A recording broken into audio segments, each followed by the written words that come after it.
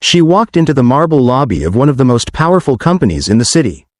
Wearing beige slacks, a plain blouse, and shoes that had clearly walked 1,000 miles.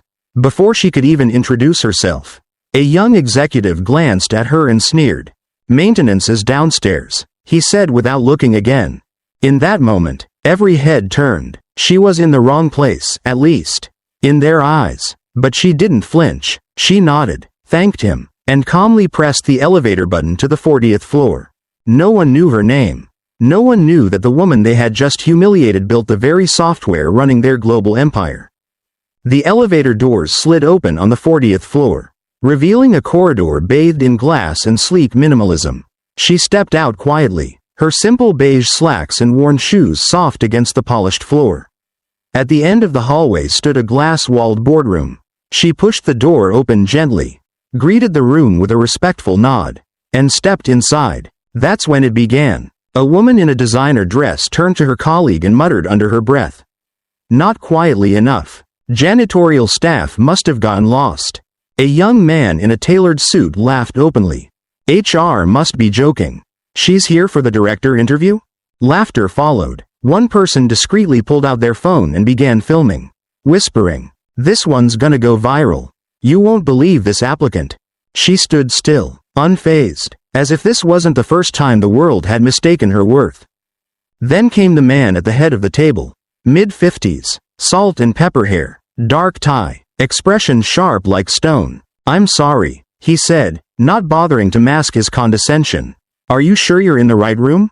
This is the executive interview panel, not front desk recruitment." She nodded calmly and reached into her worn leather bag, pulling out a neatly folded letter. "I was invited," she said simply, "for the position of platform engineering director." The room went quiet, only for a moment. Then came a scoff from a senior HR representative who barely glanced at her resume before shaking her head. "She probably walked here, or took the city bus. Definitely not the kind of leadership material we need." More chuckles. Some leaned back in their chairs with folded arms. Amused, she was asked to stand while answering questions. Not out of formality, but as if to put her on display. They fired off technical questions at machine gun speed, giving her no documents, no diagrams, just vague verbal traps. Every answer she gave was interrupted, every insight dismissed. Then, as a final insult, someone slid a wrinkled tissue across the table. "We like to have a little fun," he said, barely holding back a smirk. "Solve this logic puzzle. 3 minutes. If not, the door's that way." The tissue had a crude sketch of a puzzle scribbled in ballpoint ink. A child could have drawn it better. She didn't react. She took the tissue, flattened it gently, pulled a pen from her bag, and began writing. Silent, composed, focused. Across the room, someone angled their phone and began live streaming again. A low voice narrated sarcastically. "Meet our next VP of engineering. Fresh from the laundromat." In the back, another panelist played hold music from his laptop. They weren't even pretending to take her seriously. 7 minutes passed. She didn't flinch. She didn't ask for more time. She just wrote, and then stopped. Then she looked up, and something in her eyes shifted. It wasn't anger. It wasn't pride. It was clarity, as if a line had been drawn. The room was still laughing, still looking at her like she didn't belong. But they had no idea. They didn't know that this woman once gave the keynote speech at the Asia Tech Summit. They didn't know she'd built the encryption protocol that guarded over 200 million users. They didn't know she had founded, scaled, and sold a startup in silence, just before the industry even caught on to what she'd created. But of course, they never asked. They just looked at her shoes, her face, her simple clothes, and wrote their own story. And she just stood there, calm, unshaken. But something was coming. The storm hadn't hit yet, but the first drop had fallen. Are you still here with me? If you're still listening to this story, if you've ever seen someone judged unfairly, or maybe it's happened to you, drop a number 1 in the comments. Because this story is far from over. They thought they knew who she was. But what's coming next will silence every single laugh in that room. The room was still buzzing with low murmurs and smug smirks when she gently placed the tissue paper puzzle back onto the table. "It's done," she said, voice soft but steady. No one bothered to check it. Instead, one of the panelists leaned back in his leather chair and rolled his eyes. Cute, but solving a party trick doesn't make you a leader. She didn't respond, not with words. Instead, she reached into her worn leather bag again, slow, unhurried. She pulled out a slim, black folder and placed it in the center of the table. Its corners were slightly bent, and the spine was cracked, as if it had traveled a long way to get here. I wasn't planning to do this, she said, but since you asked me to prove myself. They stared as she opened the folder. Inside were blueprints, diagrams, and lines of code, clean, elegant, complex, precise. One panelist leaned in, squinting. His eyes widened. Wait, is this the Glacier Net architecture? She nodded once. I built it, that version, 5 years ago. No, that's impossible, someone muttered. Glacier Net is proprietary. It powers over 40% of global data vaults. It was developed by a team out of. I was the team, she interrupted, quietly, at least until I left. My name isn't on the patent. But check the Git history. You'll find the username, L Artemis, on every core commit. Suddenly, the name meant something. L. Artemis. The anonymous genius who vanished from the tech world after revolutionizing data encryption. Blogs had speculated for years. Some said it was a government scientist gone rogue. Others said it was a ghostwriter for a billionaire founder. But she had simply walked away. The man who had slid the tissue across the table, he was now dead silent, staring at the diagrams like they were written in fire. She continued, I was 24 when I built Glacier Net. I was betrayed by my co-founder. He filed the patent under his name while I was in the hospital with pneumonia. I never fought it. I just walked away. There was no bitterness in her tone. No vengeance. Just quiet truth. I moved to a small town. Taught coding at a library. Rebuilt my piece. But I've been watching this company for a while. I was curious, not about the title, but the culture. Whether it still deserved the tools I helped create. Her gaze moved across the room. The air had shifted. The arrogance that had filled the space minutes ago now hung heavy. Like fog refusing to lift. You wanted me to solve a puzzle, she said, but I wrote the language that makes your systems possible. You tried to test my value. But you never stopped to ask my name. Silence. No one touched their coffee. No one laughed. The livestream had ended the moment the puzzle was completed, but now. Phones were slowly being tucked away. Guilty eyes flickering downward. And then, one voice. Trembling. Why didn't you say who you were from the start? She gave a small smile. Because I needed to know how you'd treat someone you thought was no one. That tells me everything I need to know about your leadership. The tissue paper sat on the table like a monument to the moment they failed to see. And still, she didn't raise her voice. She didn't point fingers. She didn't gloat. Because that's not who she was. She was the kind of woman who let her work speak. Who carried greatness not in a title, but in silence. And today, that silence had become thunder. The silence after her final words was almost unbearable. Some looked down at their notes. Suddenly worthless. Others stared at the diagrams she'd brought. As if seeing them for the first time, not as papers. But as proof. Proof that the woman they mocked, dismissed, and laughed at, was the mind behind the very system they built their careers on. Then the door opened. A man in a crisp navy suit stepped into the boardroom. He looked confused for a moment, then his eyes landed on her. And everything changed. Dr. Lena Artemis, he said, almost in disbelief. You're here? It was the CEO. He crossed the room in seconds, bypassing everyone else like they didn't exist. He reached out to shake her hand. His voice slightly shaky. I can't believe it. You're a legend to us. Your code, your early framework saved our infrastructure last year. We owe you everything. Lena gave him a quiet nod. Apparently, not everyone here got the memo. The CEO's expression darkened. He turned to the panel still seated, many now shifting uncomfortably in their chairs. Who treated her this way? He asked. No one answered. So Lena did. They mocked me before I spoke. Filmed me without permission. Gave me a tissue paper test. Laughed. Shamed me. And never once asked my name. The CEO's jaw clenched. You're all suspended. Effective immediately. HR will handle your exit interviews. Someone tried to protest. Sir, We didn't know who she was. That's the problem, the CEO snapped. You judged her because she didn't look like power. But power isn't always loud. It doesn't always wear Armani or walk in with an assistant. Sometimes it walks in wearing dusty shoes and sits through humiliation just to test your character. Security was called, not for her, but for them. One by one, they were escorted out. No applause, no dignity, just silence. The footage from earlier, live-streamed, edited for laughs, had already gone viral. But now, people were seeing it differently. Screenshots of her calm face, her hands solving the puzzle, her laying down those plans, were spreading like wildfire. The comments flooded in. This is what quiet strength looks like. I hope every hiring manager watches this. Lena Artemis is the blueprint. Literally and figuratively. But Lena? She wasn't interested in trending. As the room cleared out, the CEO turned to her again. Please, we want you on the board. Name your position, your salary, anything. She shook her head gently. I didn't come here to take something. I came to test the ground.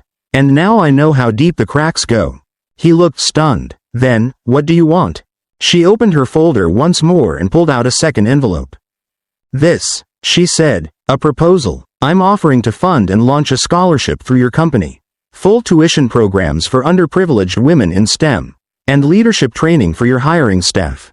No more gatekeeping. The CEO looked at the envelope. Then at her. You're giving us a second chance? Lena smiled, not out of pride, but with a gentleness that disarmed the room. Not for you. For the ones who come after me. The ones who won't have the option to walk away. I don't want revenge. I want reform. He nodded slowly. You're not just a genius. Dr. Artemis. You're what this company should be.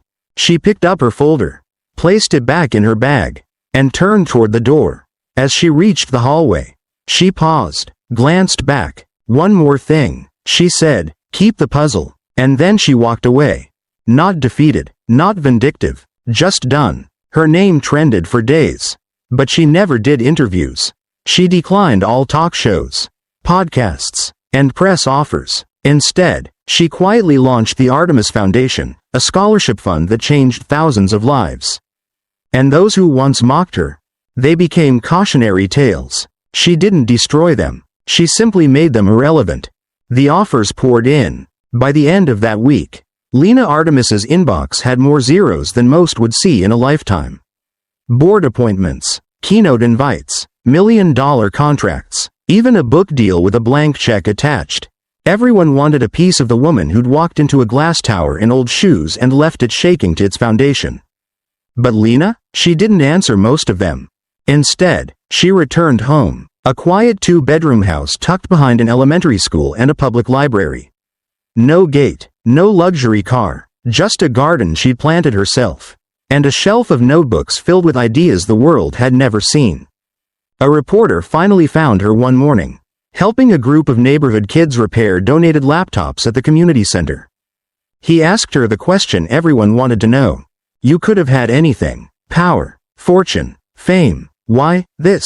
Lena looked up from the keyboard she was fixing, her hands still dusty with motherboard residue. Because this is where I'm needed, she said softly. The world doesn't need another tech mogul. It needs someone who sees the invisible. He paused, then asked, do you feel like they finally see you now? She smiled faintly. I'm not the one who matters. The girl who walked into that boardroom, she was a symbol. But the girl who walks into the next one? She shouldn't have to prove her worth through pain. That afternoon, she finalized the paperwork for the Artemis Foundation. Quietly, without press, without ceremony. A full-ride scholarship, mentorship, internship guarantees, a laptop, a stipend, and something more powerful than all of it combined. Belief. Belief in the ones who come from nowhere, who wear the wrong shoes, who don't look the part. She partnered with libraries across the country, local schools, single mothers who never thought they could code, girls in shelters, teens who worked night shifts and wrote code on borrowed Wi-Fi. And she made sure they never had to walk into a room and be laughed at the way she was. When the CEO of the very company that mocked her sent another request, this time asking her to serve as Executive Visionary Officer, with full creative control, she politely declined. She sent back a handwritten note. Vision doesn't need a title. It just needs a place to grow. Instead, she returned to the classroom. Once a week, Lena sat on a beanbag chair in the back of the community library and taught logic to 12-year-olds using paperclips and dry erase boards. She made them believe they could build something no one else saw coming. And when one of them asked if she was that woman from the internet, she just laughed. Sort of, but more importantly, I'm your teacher. The Artemis Foundation grew quietly. No ads, no banners, just names. Thousands of names, of girls and women who were now building apps, leading projects, teaching others. They didn't wear badges of survival. They wore confidence like sunlight. Lena never stepped onto a TED stage. She never gave a viral acceptance speech. She never held a press conference or posted her story. Because her legacy wasn't what she had done. It was who she had lifted. When a major tech magazine later named her the silent architect of a new generation, she didn't comment. Instead, she posted a photo on the Artemis Foundation page. It was a simple image. A cracked tissue paper, a solved logic puzzle, and a caption that read, "This was never the test. The test was how you treat the person holding it." She could have ruled the tower. But she chose to rebuild the ground beneath it. And that's why her story will never be forgotten. Years later, Lena Artemis's name would rarely surface in public conversation. She didn't trend. She didn't publish memoirs. She didn't sit on televised panels discussing leadership or women in tech. In fact, to most of the world, she quietly faded away. But to those who knew what really happened, that day in the boardroom, and every quiet day that followed, her presence never left. Because Lena wasn't just a moment. She was a mirror. Her story wasn't about revenge. It wasn't about beating the system at its own game. It was about refusing to become it. About stepping into a space that judged her. Not to fight it, but to reveal it. And once revealed, she didn't destroy it. She built something better beside it. There's something deeply human about what Lena chose. Most people, given the chance to expose their enemies, would do it. Most, after being humiliated publicly, would crave the applause of redemption, the satisfaction of reclaiming their image. But Lena walked through fire and emerged not with scorched pride, but with open hands. She forgave the system that failed her. And then she started planting seeds in the very soil that once rejected her. That takes a kind of strength the world doesn't often recognize. Because we celebrate the loud. We amplify the bold. We retweet the victorious. But the quiet kind? The ones who heal instead of hit back, who give when they could take, that strength often goes unnoticed. But Lena noticed. She noticed the quiet girl at the back of the class, too afraid to raise her hand. She noticed the mother working 2 jobs who still dreamed of learning to code. She noticed the student who borrowed old textbooks from the library because she couldn't afford a laptop. And she believed in them, not out of pity, but out of understanding, because she had been them. Her story is a reminder that dignity isn't defined by how the world treats you, but how you respond when it does. It's not in titles, salaries, or the number of people who know your name. It's in what you do when no one is watching, when no one is listening, when no one thinks you matter. And that's when Lena did her best work. She didn't tell the world to change. She simply showed it how. There's also something profoundly poetic about the moment she laid the logic puzzle back on the table. In that moment, the girl they mocked stopped being invisible, not because she raised her voice, but because she never let them steal her presence. It was the stillness, not the shouting, that revealed who she was. And that stillness became thunder. That's what the world often misses. The idea that strength must be noisy, that power must be declared. But Lena's journey rewrote that completely. Her silence wasn't weakness, it was mastery. She chose when to speak. She chose what to reveal. She chose grace over spectacle. And when the moment came, she didn't prove herself for validation. She did it for those who'd come after her, so they wouldn't have to. That's leadership. Not in the boardroom, not on the stage, but in the spaces where no one thinks to look. It's easy to admire someone who wins. But to admire someone who walks away from winning, to build something better for others. That's different. That's deeper. That's legacy. Lena Artemis didn't just change a room. She changed the way we see worth. And maybe, just maybe, she reminded us that greatness has never been about being seen. It's about seeing others. Lena's story isn't just about one woman who surprised a room full of doubters. It's about all of us, anyone who's ever been overlooked because of how they looked, where they came from, or how quietly they carried themselves. It's about every moment we've swallowed our voice, stood in rooms where no one saw us, or chose dignity when anger would have been easier. What Lena showed us is simple, but powerful. You don't need to wear power to have it. You don't need to shout to be heard. Her story reminds us that character is louder than credentials. That our quiet choices, choosing to walk away, to forgive, to build something better, can ripple further than we ever imagine. In a world obsessed with image and noise, Lena chose stillness and purpose. And through that, she changed everything. So here's a question for you. Have you ever been judged before you even had the chance to speak? Have you ever felt underestimated, but chose grace over proving a point? If this story spoke to something deep inside you, we'd love to hear from you. Leave a comment below, just a few words, a moment from your life, or even just say, "I'm still listening." Because maybe your story, like Lena's, is waiting to be heard. And if you believe in stories that lift us up, remind us of who we are, and inspire us to walk our own path with quiet strength, subscribe to the channel. There's more to come, more voices, more truth, more light in unexpected places.